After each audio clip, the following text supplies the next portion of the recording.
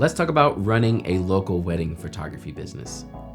I'm John from John Branch for Photography, and I've been running my photography business for over 10 years now. And there's a couple of main places I think you should focus on to strengthen your business.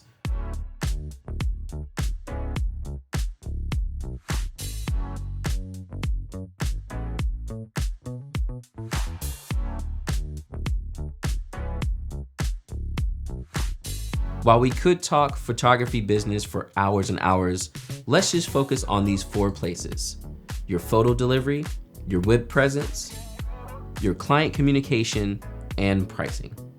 Starting out with web presence. Web presence is going to be the most important thing you start on when starting your wedding photography business. If no one knows you're a wedding photographer, it's going to be harder for you to book new weddings. Web presence is a couple of things, but I highly suggest you don't just make it social media. But as we all know, the easiest place to start is with social media. Get yourself an Instagram page and start posting your photos. Start posting your reels. I know photographers don't want to do them, but they're actually very easy to make. Make sure that when you're taking photos or you're at a wedding, you have someone who can take some iPhone clips for you. You can use those for your reels alongside your photos. It goes a long way for your marketing. After social media, you'll want to move on to having an actual website. This way people can find you online, but also take you seriously. One thing every larger business has is a website. And if you don't have one, you're not going to look as serious of a wedding photographer. Make sure you're investing in yourself so that your clients can also invest in you as well. The third place for your web presence is going to be local media. This is local magazines and their websites as well. A lot of local magazines will have a website where you can have your own page, as well as get some advertising in their actual magazine. I actually do this myself, and it helps out a large amount. If you're not looking to travel for your weddings, doing everything locally goes a long way because it also adds word of mouth. Once you start learning who the planners are, the florists, the venue owners in your area, and they talk about you to their couples, the couples will also talk about you to their friends, and you'll be able to keep your local business running. After you've set up your web presence with your social media and also your website, the next thing to think about is your pricing.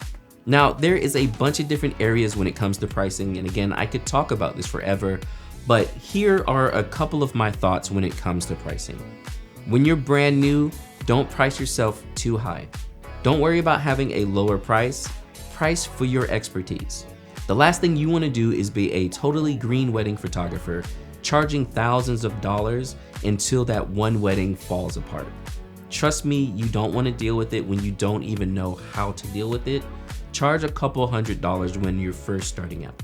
And while you might feel like you're bringing the market down with your pricing, you actually aren't. Your expertise is going to let your couples know how much you should cost. And again, a photographer who's charging $10,000 approaches their wedding day extremely different than someone who just started out charging $500. However, as you gain expertise, this is where you should start raising your prices. When sitting down and trying to think of your pricing, there's a couple of things you can focus on. The first one being your bottom line and what you actually need to bring in to run your business and live your life. Obviously, we can make this number huge if we want to and just be like, I want to buy all the nice stuff, but don't do that. What you actually want to do is think about what is your literal bottom line. Like, I have to pay this amount for the business to run, for my backup systems, for my CRM, for a little bit of gear that you save up for over time. Write that into the pricing, and then a little bit for what you need to live. After you've done that, price it against the market as well and see where you sit. I generally like to look at the most expensive photographers in my area as well as the cheapest photographers, and then put that against what I need for my bottom end and also for my living expenses. From there, I'll get a good idea of what it is, and then take that number and times it by how many weddings you want to do that year. This way you can know what your annual salary is going to look like. Make sure also in that pricing you're subtracting anything else you have to pay out. So for instance, I include albums in my weddings. That's written into the pricing, but I also have to subtract that so I know what I get at the end of the year. Or for second photographers. Make sure you're paying your second photographers, but again, write that into your pricing and know what it will be at the end of the year. Once you figured that out, the next strategy is to make multiple packages. This gives your couples choices that they can see, but also helps you guide them to the best choices for them. Generally, what you want to do is have 3 different tiers. Your top tier is going to be the ultra premium, and it's going to include almost too much. Most couples aren't going to want to go for that, except for the ones who just want to ball hard and get everything. Your middle package is going to be the ideal package, and it's actually going to be your main pricing that you base everything else off of. So again, if you say, oh, I need $2,000 a wedding to do a wedding, and I want to do 15 weddings, and this will be my annual amount I get for the year, base it off of that middle package. The top package is going to be the like maybe in a blue moon someone will book it, and when they do, it's great, but for the most part, everyone's going to steer towards the middle. It's going to have exactly what every couple needs for their wedding day. Then you can have a lower package. This one's going to give you just enough, but it won't be enough for every couple, which is why everyone will be steered towards the middle package. By doing this, you know exactly what pricing most couples are going to book, and you also have a range of choices for your varying couples. Now, again, there's a lot to pricing. We could go on forever, but I think this is kind of the best way to approach it when you're just starting out. Keep in mind too, your location does play a large difference on how much you can charge for your weddings. This is also why in a local area, I like to base my pricing also off of other wedding photographers who are already there. Now, when you're testing out your pricing, you're gonna find out if it works or not, because if you're not booking anything, you're probably priced a little bit too high. This is how I typically like to set up a lot of my packages, right? You'll have a 10 to 12 hour top tier. You'll have a 8-hour tier, 8 to 9 hour. This is like the perfect one. And then you have like a 5 to 6 hour package. 5 to 6 hour couples are gonna be cutting corners a little bit, and they only need but so much coverage, and that's okay. You know, if they're like, you know, we're not gonna do getting ready, just come for the ceremony and the reception, 5 to 6 hours is perfect. Your 8 to 9 hours, that's a general wedding day. You can get getting ready all the way to the end. 10 to 12 is you're getting everything, and you have a lot of free time, honestly, depending on your day. And if you get to the end and you're worried about leaving early, have additional hours cost like $500, $700. Whereas if they add hours to the package, maybe it's only $300. So your 5 to 6 hour couple is like, well, 8 to 9 hours is a little much. Could we just add 1 extra hour? Yeah, it's like $300. You're still less than your middle tier. They get that extra hour, it's enough for them. Always let your couples know beforehand any type of extra pricing. Never have it be a thing that just comes up, because you'll deal with ultimate friction at that point. Another example of that is if I'm gonna retouch your photo and retouch it heavily, I tell my couples early, if you want heavy retouches, that's going to cost per photo. So now if they come back and say, hey John, can you change this? It's not like, why are you charging us more? So same thing, if your wedding runs over and you're scared to talk to your couple, when you're meeting with them, let them know, hey, there is an extra charge for additional hours on the day of. So, you know, hopefully we don't run over anything, but just so you know, it's $500 extra. So that then at the wedding, when everyone's partying, they're like, yay, and it's totally late, you've given them an extra 30 minutes to be nice, and now you're like, hey, it looks like we're probably gonna run a little later. Do you want an extra hour? They know what you're talking about. You're not just coming out of the blue like, I'm gonna charge you more money. So the next important place to focus on is gonna be your client communication. This is actually what brings all of your customer service together when it comes to wedding photography. Again, since we're running a business, you'll come to find that wedding photography is actually more customer service than it is taking photos. And it's very important that you have this smooth. So you have your web presence, you have your website, and on that website, you'll have some type of contact form. This should usually feed into some type of client communication system or a CRM. So client communication, client relations, CRM, CSM, there's all types of, but a CRM is gonna help you talk to your couples, set expectations, which will let you have a much better wedding day. I personally use Honeybook, and one of the reasons I use it is because of all of its automations.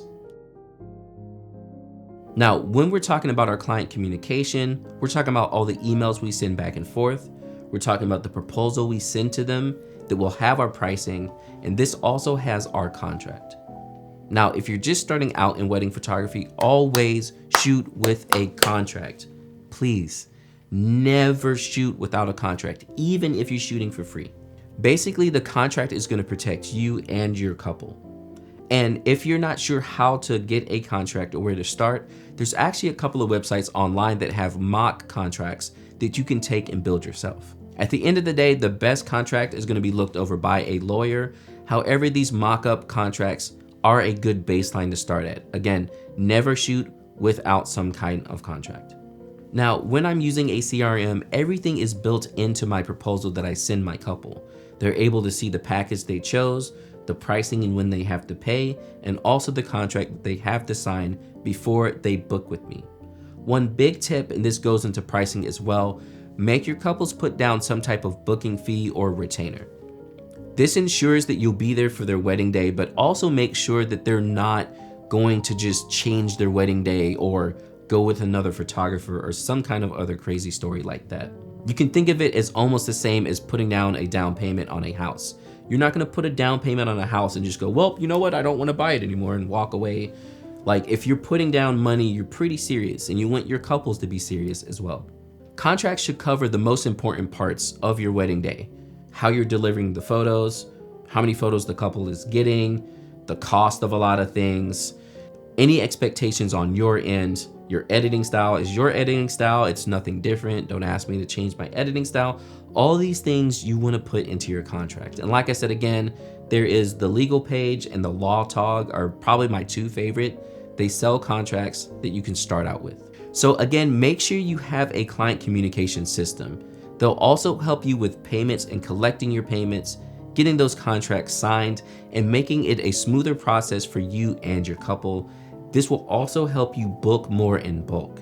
If you're a solo wedding photographer and you're doing everything on Google Sheets, trust me, once you get over 10 weddings a year, you're gonna start being swamped with trying to figure out who's where and what's happening and who sent what email and what happened the last thread. You don't want that. A lot of client management systems will keep everything in a nice single thread so you know exactly what's happening, where everything's been signed, and where all the payments are going. And last but not least is your actual photo delivery.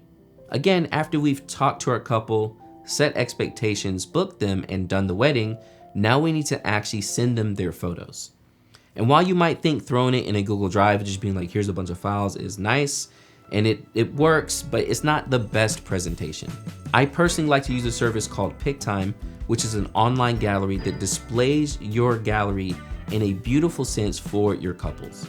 This way they can relive the wedding day and get excited about buying prints. And prints are super important for multiple reasons.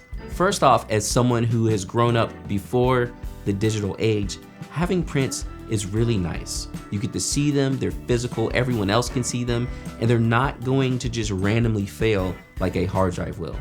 You want to encourage them to print, and PicTime actually does that in the system. Not only is it a gallery delivery service, but it will help you market to your couples those prints. Having your couples order prints is basically like passive income for your business, because basically if you're charging them for the wedding, but they're buying additional prints after the fact, you're still making more money. A couple other things about PicTime that I like is that when it comes to ordering prints, PicTime handles all of that. So now you don't have to go out of your way to figure out how to print things for your couples or deliver it to them. PicTime will do that for you. All you have to do is upload the photos to their beautiful galleries and send it over to your couple. So I highly recommend having some type of photo delivery service instead of just uploading files to a drive somewhere. If you keep focusing on these 4 areas, it will make a huge difference in your business and help you grow over time. You'll keep communicating with your couples, giving them great experiences, which will lead to more word of mouth. You'll have an online presence, which that word of mouth will feed and help you book more. You'll be easily communicating with your couples, sending them contracts and collecting their payments, and delivering everything online in a beautiful gallery. Keep doing this and you should have a successful wedding photography business like mine that I've been running for over 10 years now.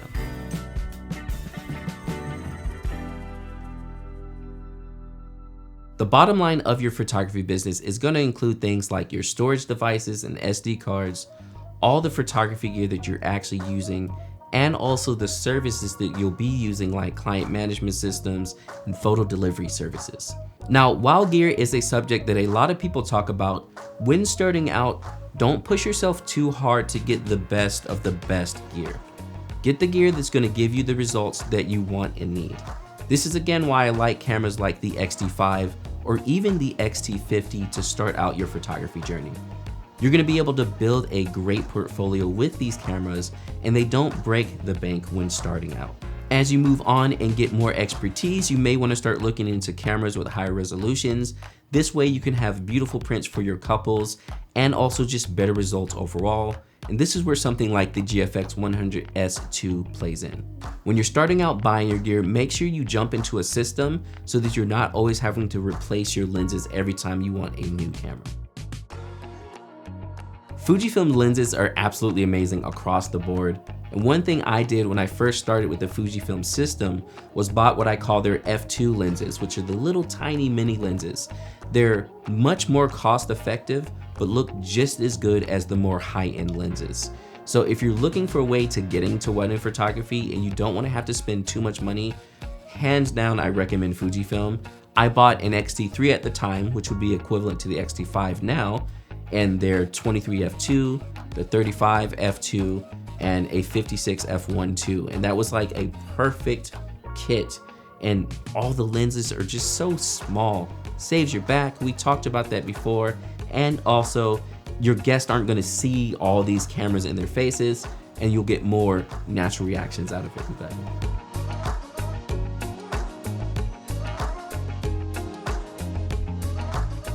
Honestly, y'all, I've had such a great time sharing this information with you all, from gear, taking photos at an actual wedding, culling images, and so much more, and I hope it was super helpful for you all. Let me know in the comments what you liked the most, and also some additional tips for anyone who's starting out in wedding photography. There's a lot to cover and a lot to learn, and keep in mind that this is something you'll be learning over years and years as you grow as a wedding photographer. Even I myself am still learning about wedding photography, and I just love bringing you all along the journey of the things that I've learned so far to help you grow as a wedding photographer. Thank you to B&H and Fujifilm for putting this together. Let them know it by hitting the like and subscribing to the channel, and I will catch you all next time.